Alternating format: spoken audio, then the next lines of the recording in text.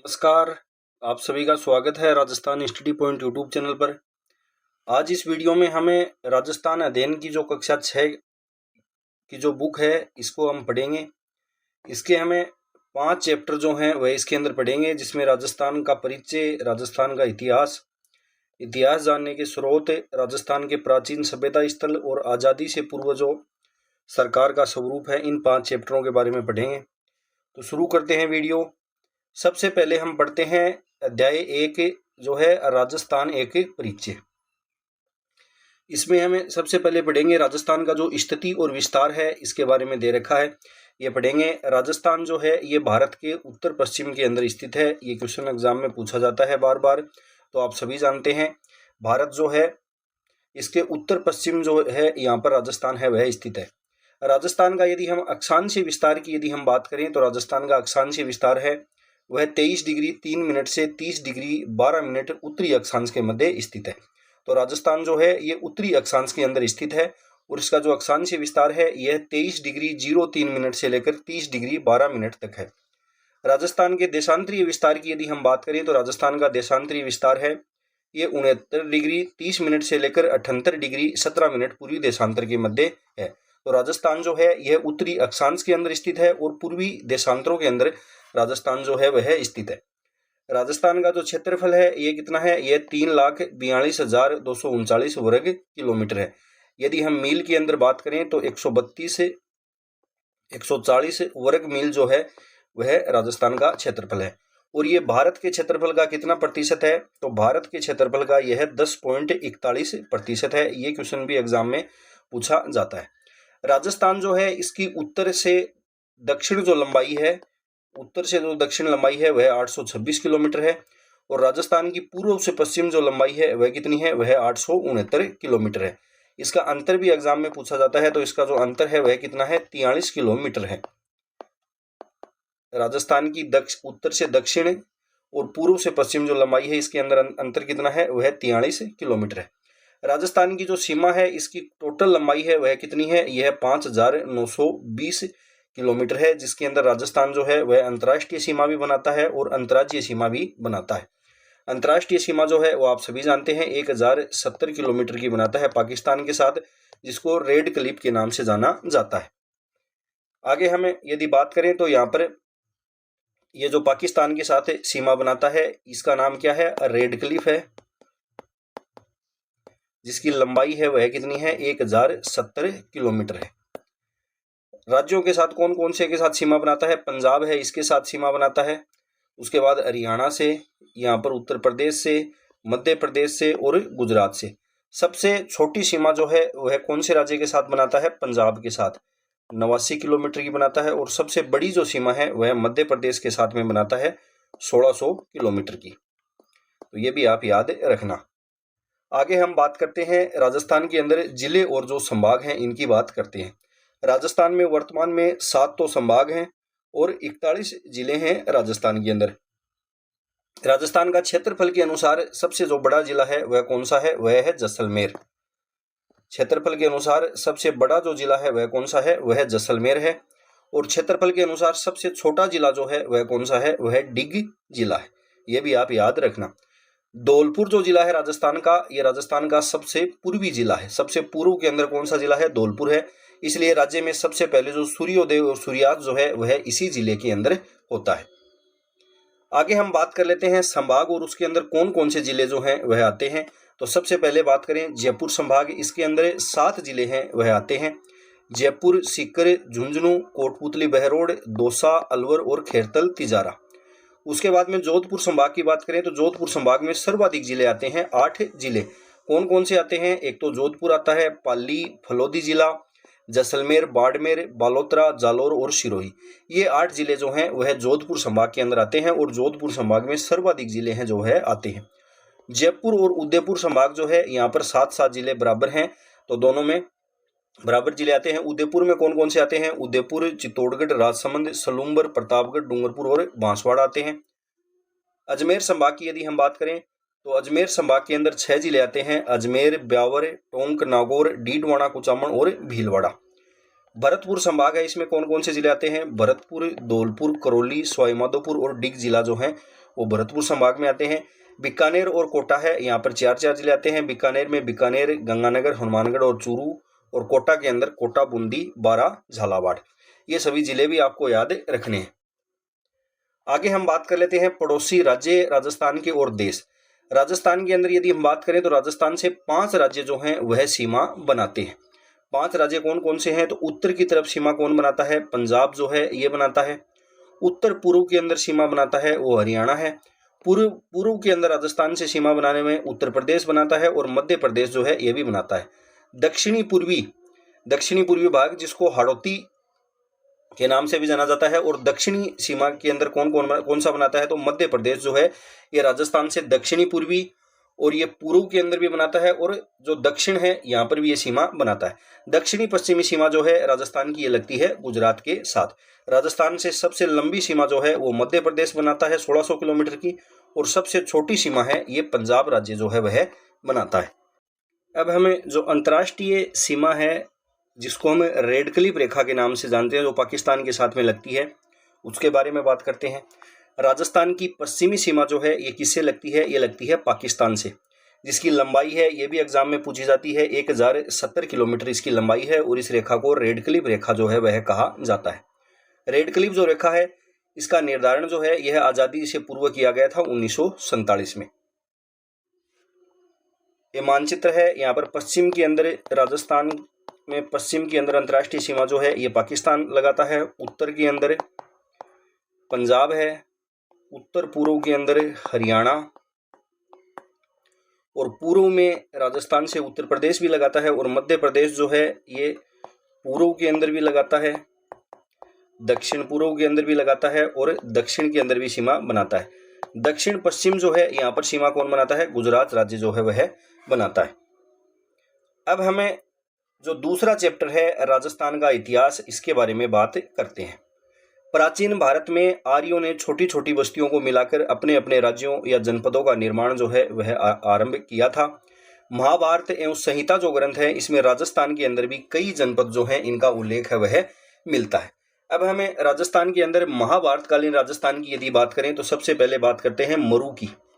मरु जो है ये ऋग्वेद सहित हमारे पुरानी ग्रंथों रामायण, चरक संहिता, महाभारत एवं वृद्ध संहिता में मरु प्रदेश का वर्णन जो है वह मिलता है। मरु प्रदेश जो है ये आर्यों का प्रारंभिक जनतंत्र था राजस्थान के अंदर, जिसमें वर्तमान के अंदर कौन कौन से आते हैं? बीकानेर आता है, नागौर आता है, डीडवाना, कुचामन आता है, चूरू, गंगानगर, जैसलमेर व बाड़मेर के कुछ भाग जो हैं वह इस मरु प्रदेश के अंदर शामिल थे।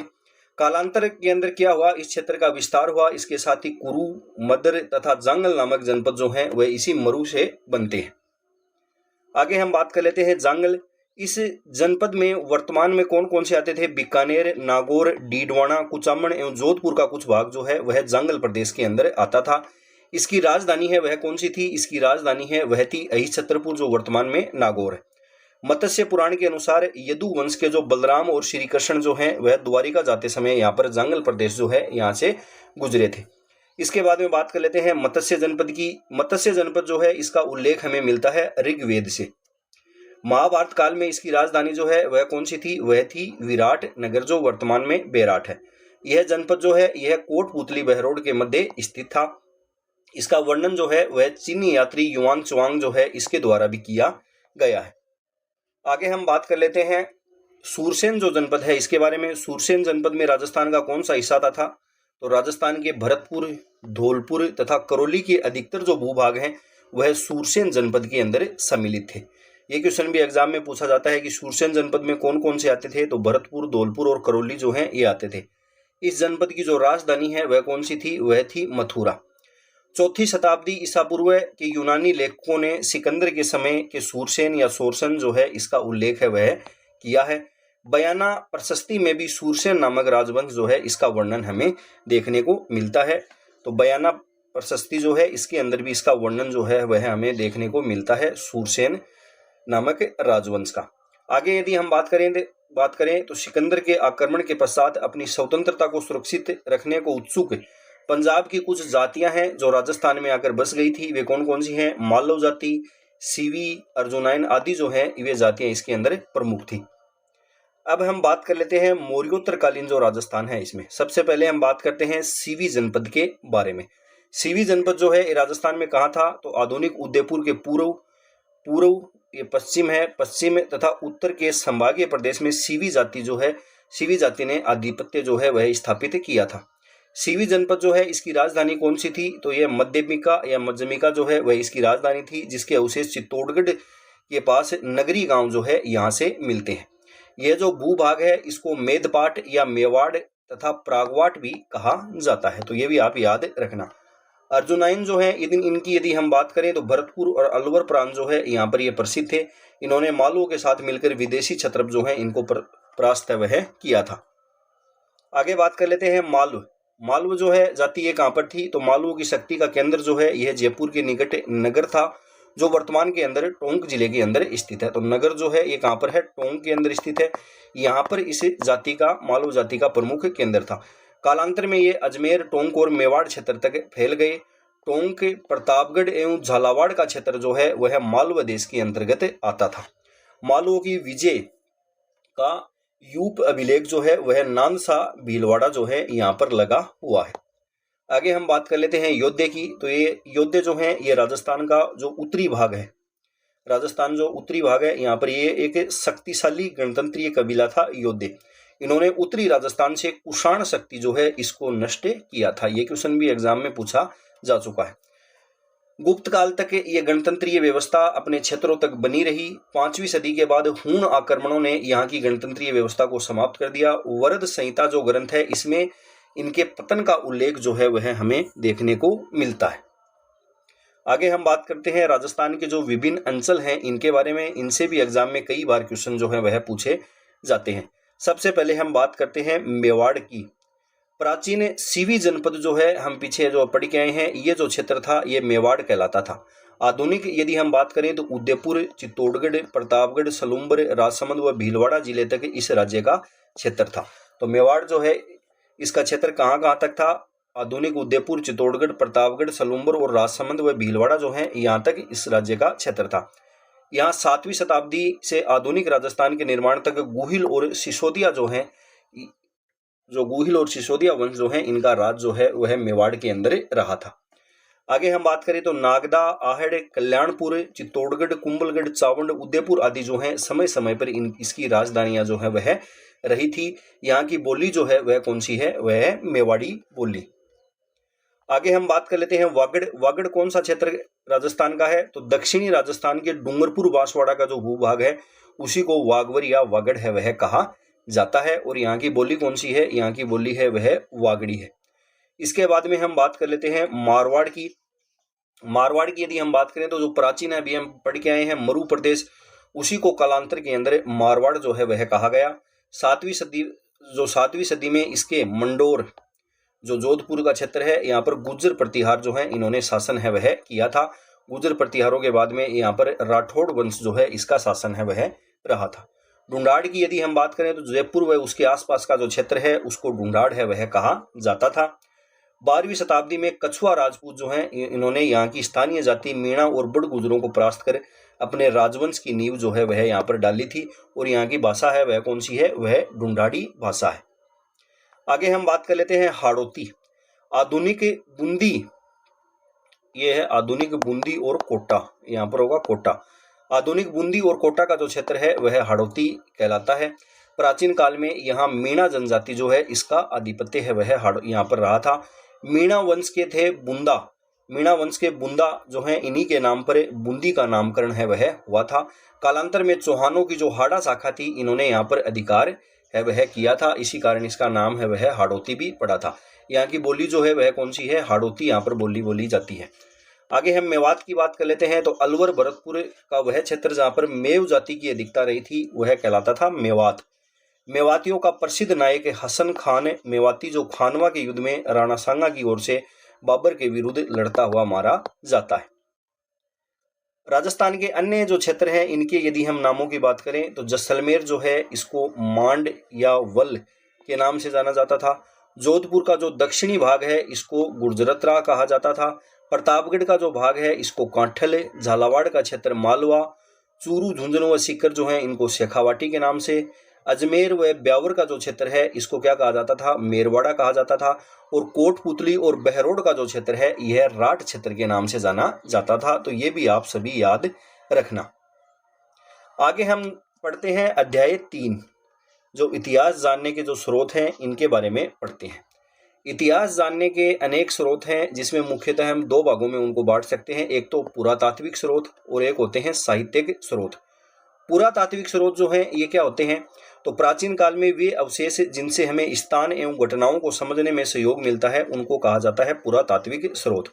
पुरातात्विक जो स्रोत हैं इसके अंदर कौन कौन से स्रोत आते हैं, तो इसके अंदर अभिलेख आता है, मुद्रा आता है, स्मारक आता है, कलाकृतियां एवं उत्खनन से प्राप्त सामग्री जो है वह पुरातात्विक स्रोतों के अंदर आती है। अब हमें यदि प्रमुख अभिलेखों की यदि हम बात करें तो एक तो गटियाला अभिलेख। गटियाला अभिलेख जो है ये हमें प्रतिहारों की जानकारी देता है। बिजोलिया जो शिलालेख है ये हमें चौहानों की जानकारी देता है। बिजोलिया शिलालेख जो है इसके अंदर चौहानों को वत्स गोत्रीय ब्राह्मण जो है वह बताया गया है। वह चिरवा का शिलालेख जो है ये क्या देता है, ये रावल समर सिंह जो है इनके युग की जानकारी हमें देता है। आगे हम बात करें बर्तन और जो कलाकृतियां हैं इनकी यदि हम बात करें तो उत्खनन से हमें तत्कालीन बर्तन और कलाकृतियां प्राप्त हुई हैं। कलाकारी में बर्तनों पर चित्रण, खंभों पर खुदाई, किवाड़ों एवं गवाक्स गोखड़ों की कारीगरी आदि भी देखने में मिलती है। हमें ऐसे बर्तन भी प्राप्त होते हैं जिनकी बनावट, पॉलिश, रंग आदि उस काल की उत्कृष्ट कला को दर्शाते हैं। राजस्थान के अनेक स्थानों से उत्खनन से प्राप्त मृद भांड जो मिट्टी के बर्तन हैं, प्याले, रकाबियां, धूप पात्र, दीपक आदि से हम पूर्वजों के कला कौशल को सहज ही समझ सकते हैं।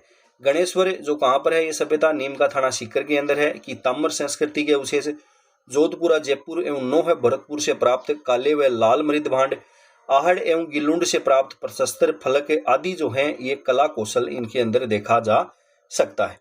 अब हम बात कर लेते हैं ताम्र पत्रों की। तो तांबे के छोटे बड़े पत्रों पर खोदे गए लेखों को क्या कहा जाता है, ताम्र पत्र है वह कहा जाता है। ताम्र पत्र जो है इनसे हमें दान पुण्य से संबंधित होने से इन्हें दान पात्र भी जो है वह कहा जाता है ताम्र पत्रों को। इनसे हमें शासन, काल, भाषा, पर्व, धर्म, भूमि के प्रकार, नापतोल, दान के प्रकार आदि जो हैं इनसे इनका पता जो है वह ताम्र पत्रों से चलता है। तो ताम्र पत्र जो है इनको दान पत्र भी कहा जाता है। और इनसे हमें शासक का काल, भाषा, पर्व, धर्म, भूमि के प्रकार, नापतोल, दान के प्रकार आदि की जानकारी जो है वह इनसे मिलती है। आगे हम बात कर लेते हैं साहित्य के स्रोत। तो साहित्यिक स्रोत में पृथ्वीराज विजय जो ग्रंथ है ये किसका है, ये जयानक का है, जो हमें चौहानों की उपलब्धियों का वर्णन जो है हमें इसे देखने को मिलता है। हमीर महाकाव्य जो है ग्रंथ है ये नयन चंद्र सूरी का है, जिसमें चौहानों के इतिहास के साथ साथ उनके सामाजिक और धार्मिक स्थिति जो है इसकी जानकारी भी हमें मिलती है। आगे हम बात करें कानड़ दे प्रबंध की, तो ये लिखा गया है पद्मनाभ द्वारा। दलपत विलास जो है ये लिखा गया है दलपत सिंह द्वारा। Annals and antiquities of Rajasthan व पश्चिमी भारत की यात्रा इंपोर्टेंट है, ये ग्रंथ लिखे गए हैं कर्नल जेम्स टोड द्वारा। वंश भास्कर ग्रंथ किसके द्वारा लिखा गया है, ये सूर्यमल मिश्रण जो है इनके द्वारा लिखा गया है। वीर विनोद ग्रंथ किसके द्वारा लिखा गया है, वीर विनोद ग्रंथ जो है ये सूर्यमल मिश्रण नहीं आएगा यहाँ पर। आप सभी जानते हैं वीर विनोद जो है ये कवि राजा श्यामलदास द्वारा लिखा गया है। कवि राजा श्यामलदास जो हैं इनके द्वारा लिखा गया है और इससे हमें मेवाड़ का जो इतिहास है उसकी जानकारी मिलती है। मेवाड़ का जो इतिहास है इसकी जानकारी मिलती है। आगे हम बात करें मारवाड़ राज्य का इतिहास जो है ये विश्वेश्वर नाथ रेऊ जो है इनके द्वारा लिखा गया है। फारसी और जो उर्दू त्वारीखों जो ऐतिहासिक ग्रंथ हैं इससे हमें मध्यकालीन राजस्थान के इतिहास की जानकारी जो है वह मिलती है। अब हमें राजस्थान के जो प्राचीन सभ्यता स्थल हैं अध्याय 4 इसके बारे में पढ़ते हैं। उत्खनन से प्राप्त प्राचीनतम साक्ष्यों में आवास स्थल, लकड़ी, अनाज, हड्डी और पत्थरों के अस्त्र शस्त्र और उपकरण प्रमुख हैं। प्राप्त उपकरणों में पत्थरों के उपकरणों की संख्या अत्यधिक है, इस कारण प्रारंभिक जो युग था उसको प्रशस्त्र युग है वह कहा जाता है। पत्थर से कुलाड़ी, गंडासा, छुरा जैसे उपकरण जो है वह इस युग के अंदर बनाए गए थे। राजस्थान में प्रशस्त्र युग के उपकरण मुख्यतः बनास, गंभीरी, बेड़च और चंबल नदियों, घाटियों और शैलाश्रयों में बहुतायत से मिलते हैं। प्रशस्तर युग के बाद आता है ताम्र कांस्य युग और उसके पश्चात लौह युग के अवशेष जो है वह मिलते हैं। धातुओं के अंदर मानव जो है इसने सर्वप्रथम किया था तांबे का उपयोग। राजस्थान में ताम्र कांस्य सभ्यता के अवशेष जो हैं वो कहाँ से मिलते हैं? कालीबंगा से मिलते हैं, गणेश्वर और आहड़ आदि क्षेत्र जो हैं यहाँ से मिलते हैं। अब हमें राजस्थान के यदि सभ्यता स्थलों की यदि हम बात करें तो आहड़ जो सभ्यता स्थल है ये कहाँ पर है? उदयपुर के अंदर है। गिलुंड सभ्यता स्थल है ये राजसमंद के अंदर है। बागोर है ये भीलवाड़ा में है। तिलवाड़ा जो है ये वर्तमान के अंदर कहाँ पर है? ये बालोतरा के अंदर स्थित है। झुंझुनू जो है यहाँ पर सुनारी, सीकर के अंदर गणेश्वर, और बैराट जो है ये कहाँ पर है? कोटपुतली बैरोड जो है यहाँ पर है ये। और ये दर है ये भरतपुर के अंदर है। रेड सभ्यता जो है सभ्यता स्थल है ये कहाँ पर है? टोंक के अंदर है। नगर भी टोंक के अंदर है। और नगरी जो है ये चित्तौड़गढ़ के अंदर स्थित है। सोथी सभ्यता है ये कहाँ पर है? बीकानेर में है। बड़ा पोल, पीलीबंगा, कालीबंगा ये हनुमानगढ़ के अंदर है। और रंग महल सभ्यता जो है ये कहाँ पर है? ये गंगानगर के अंदर स्थित है। अब हम बात करते हैं कालीबंगा जो सभ्यता है इसके बारे में। कालीबंगा जो सभ्यता है यह कौन सी नदी के किनारे विकसित हुई थी? तो ये द्रसद्वती या इसी को सरस्वती, जिसको वर्तमान में घग्गर नदी के नाम से जाना जाता है, यहाँ पर यह सभ्यता जो है वह विकसित होती है। इसकी खोज है वह की गई थी अमलानंद घोष जो है इन्होंने की थी। बाद में कालीबंगा सभ्यता जो है यहाँ पर डॉक्टर बीबीलाल और बीके थापर जो है इनके द्वारा भी खुदाई करवाई गई थी। खुदाई के अंदर यहाँ पर सिंधु सरस्वती जो सभ्यता है इस काल का नगर जो है वह यहाँ पर मिला है। यहाँ मकान बनाने में ईंटें जो हैं इनका प्रयोग जो है वह होता था। यहाँ की नालियां जो हैं वह लकड़ी व ईंटों से बनी होती थी। ये क्वेश्चन एग्जाम में पूछा गया था। आरपीएससी द्वारा ये क्वेश्चन जो है वह पूछा गया था कि कालीबंगा जो सभ्यता है यहाँ की नालियां जो है वह किससे बनी होती थी? तो लकड़ी और ईंट दोनों का प्रयोग जो है वह इसके अंदर होता था। यहाँ चबूतरे मिले हैं जिन पर अग्नि कुंड जो अग्नि वेदिकाएं हैं वे बने हुए हैं जो धार्मिक कार्यों के लिए प्रयुक्त होते थे। तो अग्नि वेदिकाएं जो हैं इनका ये भी इसके अवशेष भी हमें कालीबंगा सभ्यता से मिलते हैं। यहाँ के उत्खनन से दुर्ग जो है इसके अवशेष प्राप्त हुए हैं। कालीबंगा की नगर योजना जो है वह सिंधु सरस्वती सभ्यता के समान दिखाई देती है। यहाँ नगर की प्राचीर के बाहर जुते हुए खेत के साक्ष्य भी हमें देखने को मिलते हैं। तो ये क्वेश्चन है वो एग्जाम में पूछे जाते हैं कि नालियां किसकी बनी हुई थी, अग्नि वेदिकाएं कौन सी सभ्यता से मिली हैं, जुते हुए खेत के साक्ष्य, ये सभी आप याद रखना। आगे बात करें अन्य अवशेषों की यदि हम बात करें तो गाय के मुख वाले प्याले, तांबे के बैल, कांस्य के दर्पण, हाथी दांत का कंगा, मिट्टी के बर्तन, कांच की मणियां, खिलौने आदि जो हैं वह यहाँ से प्राप्त हुए हैं। कालांतर में नदियों का पानी सूखने, जलवायु परिवर्तन, मरुस्थल के बढ़ने आदि कारणों के कारण ये जो कालीबंगा सभ्यता है इसका पतन जो है वह हुआ था। आगे हम आहड़ जो सभ्यता है इसकी बात करते हैं। इसको आघाटपुर के नाम से भी जाना जाता है। उदयपुर के पूर्व में आहड़ या बेड़च जो नदी है इसके किनारे दो टीले दिखाई देते हैं जिनको स्थानीय भाषा में लोग धूलकोट के नाम से जानते हैं। तो आहड़ सभ्यता जो है इसको आघाटपुर भी कहा जाता है, धूलकोट के नाम से भी जाना जाता है। कौन सी नदी के किनारे यह सभ्यता विकसित हुई थी? तो आहड़ या बेड़च नदी के किनारे। तांबे के औजारों के निर्माण का केंद्र होने के कारण इसको ताम्रवती के नाम से भी जाना जाता है। तो ये भी आप याद रखना। 10वीं व 11वीं शताब्दी में इसे आघाटपुर के नाम से भी जाना जाने लगा था। यहाँ से प्राप्त मकानों की दीवार जो है ये पत्थरों एवं मिट्टी से बनी हुई थी, जिसकी छत जो है ये बांस और केलू से बनी होती थी। बड़े कमरों के बीच में बांस की पर्दी पर मिट्टी चढ़ाकर उसे छोटे छोटे कमरों या ओवरों में विभाजित जो है वह किया जाता था। आहड़ जो सभ्यता है इसके मकानों में 4 से 6 चूल्हे मिले हैं जो संयुक्त परिवार या सामूहिक भोजन विधि के साक्ष्य जो है वह देते हैं। यहाँ पर उच्च कोटि के चावल जो हैं ये भी उत्पादित होते थे। तो चावल के साक्ष्य भी हैं वो आहड़ सभ्यता से मिले हैं। आगे हम बात करें तो आहड़ में भट्टी नुमा चूल्हा मिला है जहां पर तांबा जो है वह पिघलाया जाता था। आहड़वासी जो हैं ये बर्तन बनाने की कला जो है इसमें भी ये दक्ष थे। यहाँ पर लाल भूरे मृद भांड जो हैं वह मिले थे। धूलकोट में 1951-52 ईस्वी में जो उत्खनन हुआ था उसमें तस्तरियां, दीपक, धूपदानियां, कटोरियां, मटके, कलश, चूड़ियां, खिलौने, 26 किस्म के मणिये, 6 तांबे की मुद्राएं और 3 मुहरें जो हैं वह यहाँ पर प्राप्त हुई हैं। इस सभ्यता के लोग जो हैं ये उत्तर पूर्व और दक्षिण पूर्व की ओर बढ़े तथा गिलुंड एवं भवानपुरा जैसे स्थान जो है वह उनके द्वारा बसाए गए थे। तो गिलुंड और भवानपुरा जो है ये भी इसी सभ्यता से संबंधित स्थल है। आगे हम बात कर लेते हैं अध्याय 5, जिसके अंदर हम आजादी से पूर्व जो सरकार का स्वरूप था उसके बारे में पढ़ेंगे।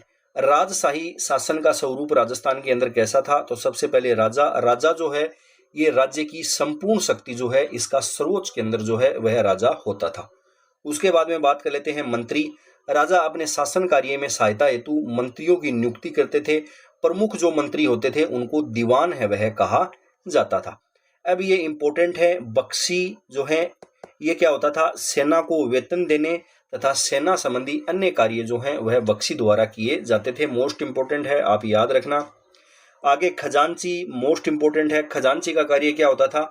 तो आमदनी और खर्च के हिसाब को संतुलित रखना और बचत को सुरक्षित करे, राजकोष में वृद्धि करना खजांची जो है इसका कार्य होता था। आगे बात कर लेते हैं परगना अधिकारी जो है ये क्या होता था? तो राज्य परगने जो है इसके अंदर विभाजित किया जाता था और परगने में शांति व्यवस्था बनाए रखना इसकी जिम्मेदारी जो है वह होती थी परगना अधिकारी की। ग्राम राज्य की सबसे छोटी इकाई है वह ग्राम होती थी। ग्राम का प्रशासन है वह ग्राम पंचायतों द्वारा किया जाता था। अब हम बात कर लेते हैं जागीरदारी व्यवस्था राजस्थान के अंदर। राजा जो है ये अपने छोटे भाइयों को जीवन यापन के लिए भूमि आवंटित करता था। भाई बंधु को दी गई इस भूमि का स्वामी जो है वह क्या कहलाता था? जागीरदार है वह कहलाता था। राजस्थान में रक्त संबंध पर आधारित सगोत्रीय कुलीय व्यवस्था थी। ये जो जागीरदारी व्यवस्था थी ये इसकी विशेषताएं हैं, ये भी आप याद रखना। राजस्थान के अंदर जो जागीरदारी व्यवस्था है यह रक्त संबंध पर आधारित सगोत्रीय कुलीय व्यवस्था थी। राजा महत्वपूर्ण प्रशासनिक पदों पर जागीरदारों की नियुक्ति जो है वह करता था। अब हमें राजस्थान के अंदर जो मध्यकालीन जागीरदारी व्यवस्था है इसके स्वरूप में क्या परिवर्तन होता है उसके बारे में बात कर लेते हैं। प्रारंभ में जो जागीरदार होते थे ये युद्ध एवं शांति के समय राजा को अपनी सेवाएं जो है वह देते थे, लेकिन मध्यकाल में सेवाओं के साथ कर व्यवस्था जो है ये भी निर्धारित की गई, जिसका उल्लेख जागीर पट्टे के अंदर किया जाता था। जागीर पट्टा जो है ये क्या होता था? ये एक पत्थर होता था जिसमें शासक द्वारा प्रदान की गई जागीर का उल्लेख है वह होता था। उसके बाद में हम बात कर लेते हैं अंग्रेजों का जो शासन है। इसमें अंग्रेजी राज्य की स्थापना के साथ ही भारत जो है ये प्रशासनिक दृष्टि से दो भागों में विभाजित हो गया था। पहला तो था ब्रिटिश भारत और दूसरा था रियासती भारत। देश की आज़ादी के बाद राजस्थान में एकीकरण की प्रक्रिया जो है वह शुरू होती है। राजस्थान की प्रथम विधानसभा के लिए 1952 में चुनाव जो है वह होते थे और टिक्काराम पालीवाल जो है ये प्रथम निर्वाचित मुख्यमंत्री जो है वह इसके अंदर बनते हैं।